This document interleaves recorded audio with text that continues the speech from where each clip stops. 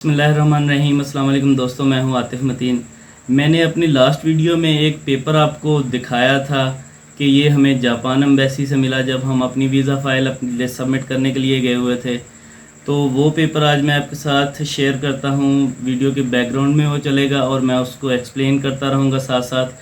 अगर आप वीडियो को एंड तक देखते हैं तो इंशाल्लाह आपको बहुत रहनुमाई मिलेगी और आपकी वीज़ा फ़ाइल जो आपने पहले प्रिपेयर करनी थी इंशाल्लाह वो बहुत अच्छी प्रिपेयर होगी और आपका वीज़ा भी लगेगा। तो मेरी ये कोशिश अगर आपको पसंद आती है तो प्लीज़ इस चैनल को सब्सक्राइब करें, अपने दोस्तों के साथ शेयर करें और अगर कमेंट्स में कोई भी चीज़ आप मुझसे पूछते हैं तो इंशाल्लाह मैं उसका रिप्लाई करूँगा। तो आएँ पेपर को देखते हैं। ये वो पेपर है जो बैकग्राउंड में चल रहा है। इस पेपर में दो पोर्शंस हैं, एक तो हिदायत का है और दूसरा कागज़ात की तरतीब का है। जो हिदायत हैं उनमें उन्होंने लिखा हुआ है कि मंदरजा ज़ैल सूरतों में आपकी दरख्वास्त कबूल नहीं की जाएगी। वो सूरतें ये हैं, अगर आप सिंध और बलूचिस्तान से हैं और आपका एड्रेस आईडी कार्ड के ऊपर या पासपोर्ट के ऊपर सिंध और बलूचिस्तान का है तो फिर आप कराची से अप्लाई करेंगे। दूसरा इसमें लिखा हुआ है कि पासपोर्ट कम अज़ कम 6 माह तक वैलिड होना चाहिए। तीसरा, जापान की रवानगी जब है आपकी वो 7 दिन से पहले आपने वीज़ा अप्लाई करना है। अगर उसके अंदर कर रहे हैं, 7 दिन के अंदर आपने रवानगी करनी है तो फिर आप वीज़ा अप्लाई नहीं कर सकते। और अगर आपको माजी में रिफ्यूज़ किया गया है तो 6 माह पूरे नहीं हुए तो फिर भी आप वीज़ा अप्लाई नहीं कर सकते। और फिर पहले नंबर के ऊपर है कि आपने अपने केस को मुहस्सर से मुहस्सर करने की कोशिश करनी है, गैर ज़रूरी कागजात नहीं लगाने। और फिर दूसरे नंबर पे है कि कागजात के साथ स्टेपलर पिन नहीं होनी चाहिए। पासपोर्ट्स को आप कर सकते हैं स्टेपल, मगर वो उसकी तरतीब आपने इस तरह लगानी है कि जो आपका लेटेस्ट पासपोर्ट है वो बिल्कुल लेफ़्ट साइड के ऊपर आए और जो आपके पुराने पासपोर्ट्स हैं वो राइट साइड के ऊपर, और उनको आप स्टेपल कर सकते हैं। उनके पेजेस को, वो जो बाहर वाले पेज होते हैं उनको स्टेपल करें और लेटेस्ट पासपोर्ट जो है लेफ़्ट साइड पे होना चाहिए। और तीसरे नंबर के ऊपर है कि जितने भी आपके डॉक्यूमेंट्स हों वो A4 साइज़ के पेपर होने चाहिए। लीगल साइज़ के पेपर के ऊपर या बड़े साइज़ के पेपर के ऊपर अगर हों तो उतना हिस्सा फालतू आपने काट देना है। चौथे नंबर पे है कि पासपोर्ट का जो सेकंड पेज होता है जिसके ऊपर हमारे दस्तखत होते हैं वो लाजमी होने चाहिए, और छोटे बच्चों की सूरत में पेरेंट्स उनका नाम लिखेंगे बच्चों का। 5वें नंबर के ऊपर दरख्वास्त फॉर्म पर भी दरख्वास्त दहिंदा के दस्तखत होने चाहिए और उसी दिन की तारीख़ लिखी होनी चाहिए दरख्वास्त फॉर्म के ऊपर जिस दिन आपने अपनी वीज़ा फ़ाइल सबमिट करनी है। बहुत सारे केसेस में मैंने वहाँ पे देखा था कि लोग जिस दिन अपनी वीज़ा फ़ाइल प्रिपेयर करते हैं उसी दिन की तारीख़ लिख देते हैं, मगर वो नहीं होनी चाहिए। आपने जिस दिन आपकी वीज़ा फ़ाइल सबमिट होती है उस दिन की आपने डेट डालनी है उसके ऊपर और दस्तखत लाजमी होने चाहिए। 6ठे नंबर के ऊपर है कि फॉर्म को फुल करना, मुकम्मल पुर करना है, कोई कॉलम उसमें खाली नहीं छोड़ना, और आपने अपनी फ़ोटो जो है वो गोंद के साथ चस्पा करनी है, उसके ऊपर स्टेपलर पिन नहीं लगानी। 7वें नंबर के ऊपर है कि फॉर्म में मौजूद जो हिस्सा जिसके ऊपर पता लिखा होता है उसमें आपका जो घर का पता है या जहाँ पे आपसे वो कांटेक्ट कर सकते हैं, मेलिंग एड्रेस लाजमी लिखा होना चाहिए, और एटलीस्ट 2 नंबर्स फ़ोन नंबर्स लाजमी उसमें आपने मेंशन करने हैं। 8वें नंबर पे है अगर आप जॉब या बिज़नेस करते हैं, अपना ओहदा, अपने इदारे या कंपनी का नाम और इसका मुकम्मल पता और फ़ोन नंबर होना चाहिए। 9वें नंबर पे है अगर वहाँ जापान से आपको कोई इनवाइट कर रहा है या कोई आपकी गारंटी दे रहा है तो उसका नाम, उसकी कंपनी का नाम और पता, या आपका जो उसके साथ रिलेशन है वो लाजमी आपने मेंशन करना है उसमें। 10वें नंबर पे है फॉर्म में जो चेक बॉक्स बने हुए हैं वो सेकंड पेज के ऊपर है, सेकंड फॉर्म का जो सेकंड पेज है उसके ऊपर है, उसमें येस और नो मस्ट टिक होना चाहिए, जिसमें ये लिखा होता है कि क्या आप कन्विक्टेड हुए थे कभी या आपके कोई पेंडिंग केसेस हैं, उन केसेस के हवाले से वो उसमें पूछते हैं तो वो आपने आपकी जो भी सूरत हाल है उसके हवाले से आपने उनको टिक कर देना है। और 11 नंबर पे शेड्यूल ऑफ स्टे है। इनविटेशन और गारंटी लेटर वही वाला यूज़ होना है जो उन्होंने जापान एम्बेसी ने अपनी वेबसाइट के ऊपर दिया हुआ है। अगर हम अपने पास से कोई भी पैटर्न, कोई भी इनविटेशन लेटर या गारंटी लेटर अगर हम लगाते हैं तो वो एक्सेप्टेबल नहीं होगा। और कोई शेड्यूल ऑफ स्टे में लोग اپنے پاس سے ایکسل اور ورڈ میں شیڈول آف اسٹے بنا کے لگا دیتے ہیں، تو یہ 11 نمبر پہ واضح لکھا ہوا ہے کہ خود ساختہ فارمیٹ قابل قبول نہیں ہوگا، لہٰذا ہم کو وہی لگانا چاہیے کسی بھی پریشانی سے بچنے کے لیے۔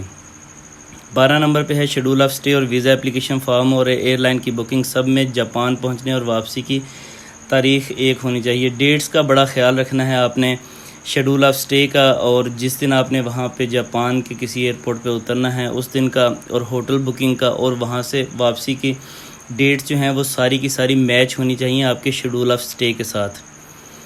اور اگر ایک سے زیادہ کیسز آپ سبمٹ کر رہے ہیں جیسے اپنے فیملی کے اور دوسرے، تو بینک سٹیٹمنٹ اگر آپ نے وہاں پہ ساتھ لگانی ہے تو صرف جو ایک کیس ہے اس کے ساتھ ہی بینک سٹیٹمنٹ لگا سکتے ہیں، باقی کے ساتھ بار بار لگانے کی ضرورت نہیں ہے۔ 14 نمبر پہ انہوں نے لکھا ہوا ہے کہ بینک سٹیٹمنٹ 3 ماہ کی ہونی چاہیے۔ اب بینک سٹیٹمنٹ 1 سال یا 6 ماہ کی سٹیٹمنٹ مت لگائیں، مگر آپ لگا سکتے ہیں، کیونکہ میرے کیس میں 6 ماہ کی لگی ہوئی تھی اور انہوں نے ایکسیپٹ کی۔ کچھ لوگوں کی 1 سال کی بھی لگی ہوئی تھی جن کے پیجز کم تھے یا ان کی ٹرانزیکشنز کم تھیں، انہوں نے 1 سال کی لگائی ہوئی تھی، وہ بھی انہوں نے ایکسیپٹ کر لی تھی۔ کلوزنگ بیلنس کے اوپر دائرہ لگا ہونا چاہیے، یہ لازمی ہے، آپ نے وہ لگا لینا ہے۔ 15 نمبر کے اوپر ہے کہ اپنے پیشے کا ثبوت لازمی لگانا ہے اپنے ساتھ میں۔ اگر آپ ملازمت کر رہے ہیں تو اپنے ادارے کی طرف سے NOC لیٹر جو جاری ہوتا ہے وہ لگانا ہے۔ یہ بزنس کی صورت میں اپنے کمپنی لیٹر ہیڈ کے اوپر ویزا ریکویسٹ لکھ کے وہ ساتھ لگا دینی ہے۔ 16 نمبر کے اوپر ہے نئے پاسپورٹ کی کاپی ہی صرف آپ ساتھ لگائیں گے، پرانے پاسپورٹ کی کاپی یا جو ویزا لگے ہوتے ہیں پرانے پاسپورٹس کے ان کی کاپی ساتھ لگانے کی ضرورت نہیں ہے۔ 17 نمبر کے اوپر شناختی کارڈ اور پاسپورٹ کی کاپی کو کاٹ کر چھوٹا نہیں کرنا بلکہ A4 سائز پر کاپی ہونا چاہیے، اور وزٹنگ کارڈ وغیرہ اپنے ساتھ میں منسلک نہیں کرنے ہیں اپنی فائل کے۔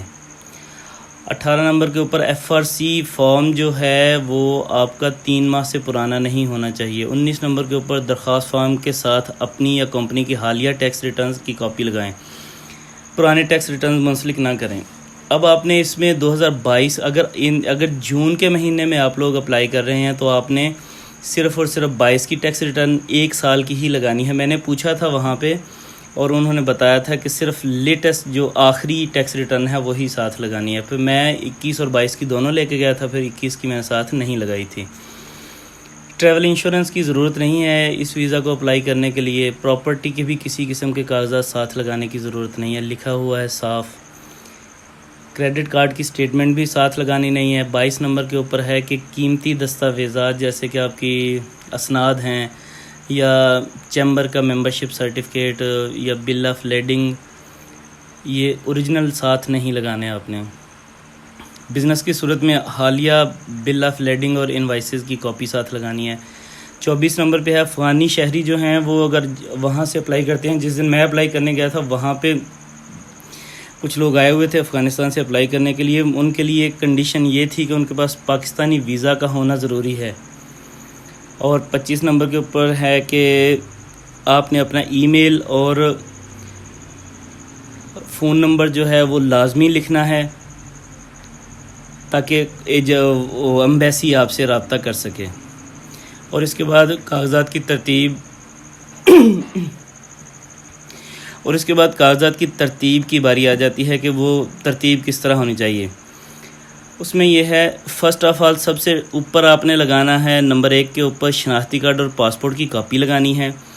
اس کے نیچے آپ نے نمبر 2 پہ درخواست فارم لگانا ہے، وہ جو ویب سائٹ سے ڈاؤن لوڈ کر کے اس کو فل اپ کرتے ہیں وہ ساتھ لگانا ہے دوسرے نمبر پہ۔ اس کے نیچے تیسرے نمبر پہ آپ نے شیڈول آف اسٹے لگانا ہے، جتنے دن آپ نے وہاں پہ گزارنے ہیں ہر دن کی تفصیل وہاں پہ مینشن کرنی ہے۔ فارم آپ نے وہی لگانا ہے شیڈول آف اسٹے کا جو امبیسی کی ویب سائٹ سے ایک پیج کا وہ جو ڈاؤن لوڈ ہوتا ہے اسی کے اوپر آپ نے لگانا ہے۔ اور پھر ہوٹل بکنگ آپ کی ہونی ہے 4 نمبر کے اوپر، اور 5 کے اوپر آپ کی ایئر لائن کی بکنگ ہونی ہے، اور 6 نمبر کے اوپر جو کوئی جاپانی کاغذات جاپان سے آئے ہوئے جیسے انویٹیشن اور گارنٹی لیٹر وغیرہ ہوتے ہیں یہ آپ نے ساتھ لگانے ہیں۔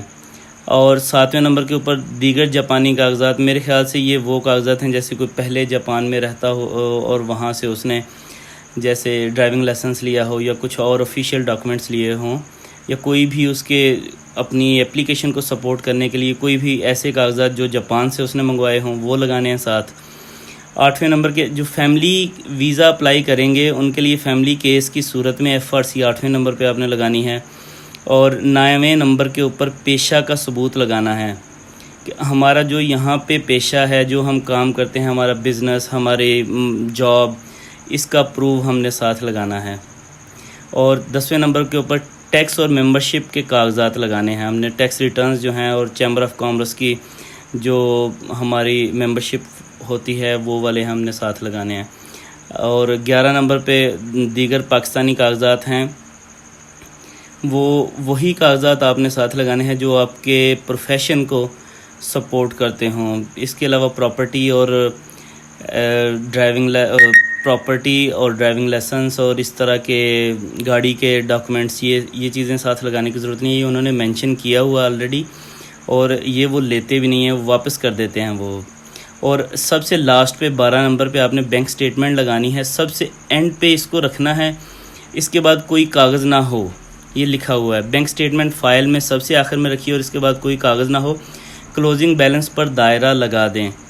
تو آپ نے کلوزنگ بیلنس جو ہے اس کے اوپر دائرہ لگا دینا ہے۔ ان سارے ڈاکومنٹس میں کسی ایک کے اوپر کوئی اسٹیپلر پن نہیں لگی ہونی چاہیے، کیونکہ وہ لوگ جیسے ہی آپ اپنی ویزا فائل سبمٹ کرتے ہیں تو وہ اس کو اسی وقت سکینر میں ڈال کے سارے پیجز کو اکٹھا ہی سکین کر لیتے ہیں۔ تو اگر اسٹیپلر پنز ہوتی ہیں تو ان کو پھر اتارنا پڑتا ہے، اور وہاں پہ جب آپ کو وہ کہتے ہیں کہ یہ اتارو، اتنے میں پھر نیکسٹ نمبر کال ہو جاتا ہے، پھر اس کے بعد نیکسٹ، اور پوری سیریز جب تک جتنے لوگوں کو ٹوکن جاری ہوا ہوتا ہے وہ سارے کے سارے جب تک اپنی ویزا فائل سبمٹ نہیں کر لیتے تو تب تک پھر آپ کی باری نہیں آتی۔ اس لیے آپ نے کوئی اسٹیپلر پن ساتھ نہیں لگانی، اور یہ جو آپ کو میں نے ابھی بتایا ہے یا جو آپ سکرین کے اوپر دیکھ رہے ہیں، ان ساری چیزوں کو اگر آپ فالو کریں گے تو انشاءاللہ آپ کی اپلیکیشن سبمٹ ہوگی اور انشاءاللہ آپ کا ویزا بھی لگے گا۔ ایکسٹرا ڈاکومنٹس میں نے وہاں پہ دیکھا ہے کہ وہ واپس کر دیتے ہیں، اور اگر کوئی بہت زیادہ ریلیونٹ ڈاکومنٹس ہوں تو وہ فائل بھی ایکسیپٹ نہیں کرتے۔ میرا 15 نمبر تھا، اور مجھ سے پہلے تقریباً 4 سے 5 لوگوں کو انہوں نے ڈاکومنٹس ان کے واپس کر دیے تھے، اور وہ ان کی ویزا فائل ہی ایکسیپٹ نہیں کی تھی۔ تو آپ کوشش کیجیے گا ان ساری پریشانیوں سے بچیے گا۔ نیکسٹ ویڈیو تک اللہ حافظ۔ اگر